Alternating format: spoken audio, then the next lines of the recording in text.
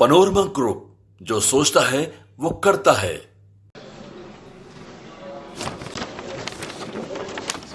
माननीय अध्यक्ष महोदय, मैं राष्ट्रीय जनता दल की तरफ से खड़ा हुआ हूं। 26 जनवरी 1950 को अपनाया गया भारतीय संविधान मानव इतिहास के एक ऐतिहासिक आपके पास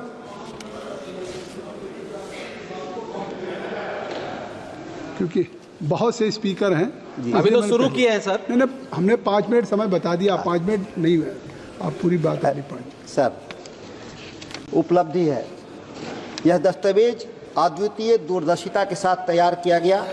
यह अपने समय के सबसे प्रगतिशील और समावेशी दस्तावेजों में से एक रूप में उभारा। एक नव स्वतंत्र और विविधता भरा राष्ट्र के लिए नई आशा का प्रकाश बन गया। इसके केंद्र में संविधान की प्रस्तावना है, जो भारत को सार्वभौमिक, सर्वसमावेशी, लोकतांत्रिक, समतावादी राष्ट्र में स्वतंत्र, सुरक्षित एवं सजग नागरिक का जीवन जीने का सौभाग्य प्रदान करता है। यह हमारा संविधान, जो सम्राट अशोक के अशोक चक्र की सभी 24 तीलियों द्वारा इंगित सिद्धांतों से प्रेरित है, यह हमारे महान लोकतंत्र के मूल्यों को भी प्रतिबिंबित करता है। संविधान की रचना एक न्यायपूर्ण और समान समाज के निर्माण के लिए निर्माताओं की प्रतिबद्धता का भी प्रमाण है। Doctor V.R. अम्बेडकर के नेतृत्व में इसके वास्तुकारों ने उदार संवैधानिकता की सर्वोत्तम परंपराओं से सीख लिया है और इस सिद्धांतों को भारत की अनूठी सामाजिक सांस्कृतिक परिस्थितियों के अनुरूप तैयार किया गया।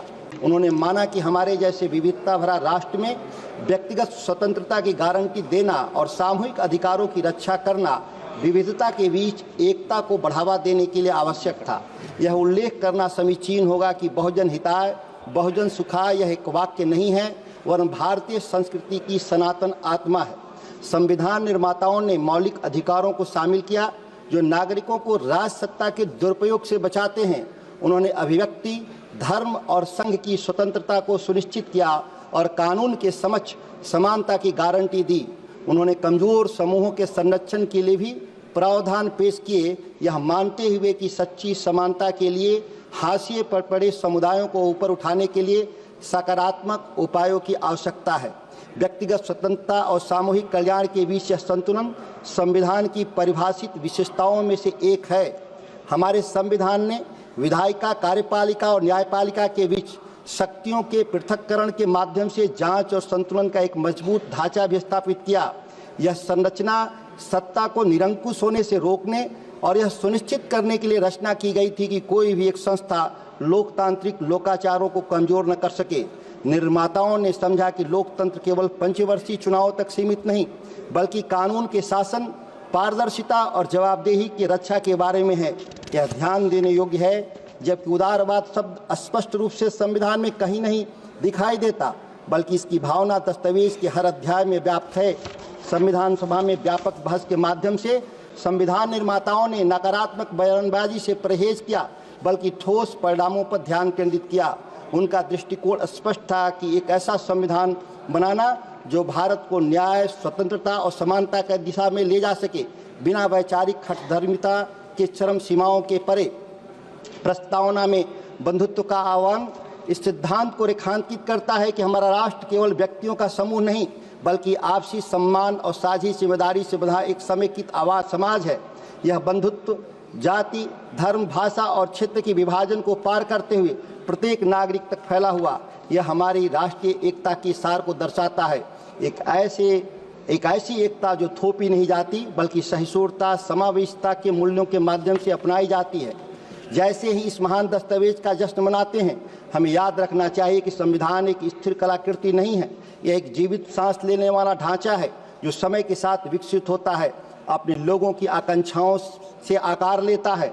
हालांकि इसके मूलभूत मूल्य न्याय, स्वतंत्रता, समानता और बंधुत्व अपरिवर्तनीय है। यह वे स्तंभ है जिन पर हमारे लोकतंत्र का भवन खड़ा है और इन्हें बनाए रखना हमारा सामूहिक कर्तव्य है। भारतीय संविधान लोकतंत्र की रक्षा और न्याय, स्वतंत्रता और समानता को बनाए रखने के लिए एक मजबूत ढांचे के रूप में तैयार किया गया था, लेकिन पिछले दशक में इसे देखने और लागू करने के तरीके में एक व्यवस्थित और परेशान करने वाला बदलाव देखा गया। 2014 से वर्तमान सरकार के नेतृत्व में संवैधानिक मूल्यों का जानबूझकर क्षरण हुआ, जो हमारे राष्ट्र की आधारशिला के रूप में काम करते हैं। यह बदलाव एक ही घटना का परिणाम नहीं बल्कि श्रृंखलाबद्ध अक्रमिक कार्यों का उदाहरण है। लोकतंत्र की ताकत स्वतंत्रता और निष्पक्ष चुनाव में निहित है, लेकिन पारदर्शिता और निष्पक्षता से समझौता करने वाले नीतियों के माध्यम से इस आधारशिला को कमजोर किया जा रहा है। एक मिनट एक घंटा लोग बोल रहे हैं सर। उदाहरण के लिए गुमनाम चुनावी बॉन्ड, माननीय अध्यक्ष जी संरक्षण चाहिए, मैं एक ही वक्ता हूं पार्टी की तरफ से। 5 मिनट आपका 5 मिनट का एक मिनट। उदाहरण के लिए गुमनाम चुनावी बॉन्ड की शुरुआत में राजनीतिक फंडिंग की अखंडता को गंभीर रूप से कमजोर कर दिया। दक्षता की आड़ में बढ़ावा दिए गए ये बॉन्ड राजनीतिक दलों का असीमित अपारदर्शी दान की अनुमति देते हैं, धन्यवाद, जिससे एक असमान खेल का मैदान बन जाता है जो श्री एम गुरुमूर्ति जी, धन्यवाद। श्री एम गुरुमूर्ति।